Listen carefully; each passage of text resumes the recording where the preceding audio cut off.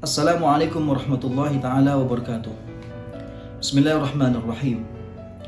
Para pecinta kebaikan dan perindu kebaikan Allah subhanahu wa ta'ala, pada pertengahan abad terdapat seorang alim besar yang dikenal dengan Imam Al-Ghazali. Beliau hidup pada 450 sampai 505 Hijriah. Namanya Muhammad bin Muhammad Al-Ghazali. Beliau dikenal ahli fikir dan ahli filsafat Islam terkemuka yang banyak memberi sumbangan bagi perkembangan kemajuan manusia. Dan beliau memiliki daya ingat yang kuat dan bijak dalam setiap memberi hujjah. Karenanya beliau dijuluki atau digelari Hujjatul Islam. Beliau dihormati sebab keluasan ilmunya.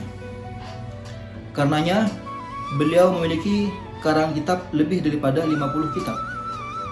Dan di antara kitab yang terkenal adalah kitab Ihya Ulumuddin yang sampai saat ini dibaca oleh mayoritas umat Islam dunia. Di tengah-tengah kesibukan sang imam dalam menulis kitab, datanglah seekor lalat. Kemudian hinggap di mangkok tinta pena beliau. Pada zaman dulu, pena itu adalah terpisah dengan tintanya, sehingga setiap akan menulis menyelupkan ujung penanya ke tinta. Nah, ketika lalat hinggap, maka sang imam membiarkan lalat ini meminum tintanya sampai puas. Dalam pikirnya adalah lalat juga merupakan makhluk Allah yang harus dikasih sayangi. Selang beberapa hari dari wafatnya beliau, ada seorang alim juga yang merupakan temannya beliau bermimpi tentang beliau. Dalam mimpinya terjadi dialog di antara keduanya.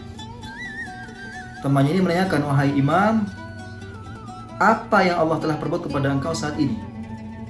Sang imam menjawab, "Allah memberiku tempat terbaik." Temannya penasaran dengan bertanya, "Wahai imam, apa gerangan sehingga Allah memberimu tempat terbaik? Apa karena kealiman dan kitab-kitab yang kau karang sehingga banyak manfaatnya kepada orang lain?" Sang imam menjawab, "Tidak. Allah memberiku tempat yang terbaik hanya karena pada saat aku menulis, aku memberikan kesempatan kepada seekor lalat untuk meminum tinta penaku karena kehausan. Dan aku lakukan itu karena aku sayang kepada makhluk Allah Subhanahu wa ta'ala." Kisah sang imam di atas yang hanya memberi minum tinta yang mungkin tidak sampai setetes kepada seekor lalat menjadikan sebab beliau masuk surga Allah Subhanahu wa ta'ala.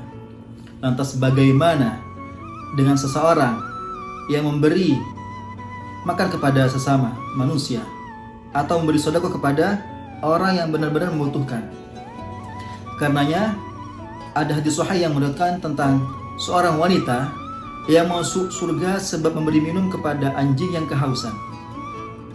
Sebaliknya juga, ada seorang wanita masuk ke neraka yang disebabkan hal kecil, yaitu memelihara kucing kemudian ia mendoliminya. Oleh karenanya, kita jangan sampai meremehkan amalan kecil sekecil apapun itu. Kenapa? Karena sebesar darah pun nanti di akhirat ada hitungannya. Allah Subhanahu wa ta'ala berfirman, "Faman ya'mal mithqala dzarratin khairan yarah."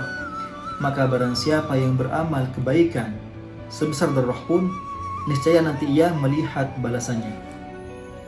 Wa may ya'mal mithqala dzarratin syarran yarah. Dan barang siapa yang melakukan keburukan sebesar darah pun, dia juga niscaya mendapatkan atau melihat balasan keburukannya. Dari kisah barusan memberi pelajaran kepada kita untuk tidak meremehkan amalan sekecil apapun. Karena sesungguhnya kita tidak pernah tahu, bisa saja amalan yang kita anggap remeh berarti besar di hadapan Allah Subhanahu wa ta'ala, dan justru amalan tersebut yang mengantarkan kita kepada surga Allah Subhanahu wa ta'ala. Sebaliknya, kita nggak pernah tahu, bisa saja dosa yang kita anggap remeh malah menjadikan kita terjerumus kepada jurang kehinaan, yaitu neraka jahanam. Na'udzubillah, tsumma na'udzubillah min dzalik.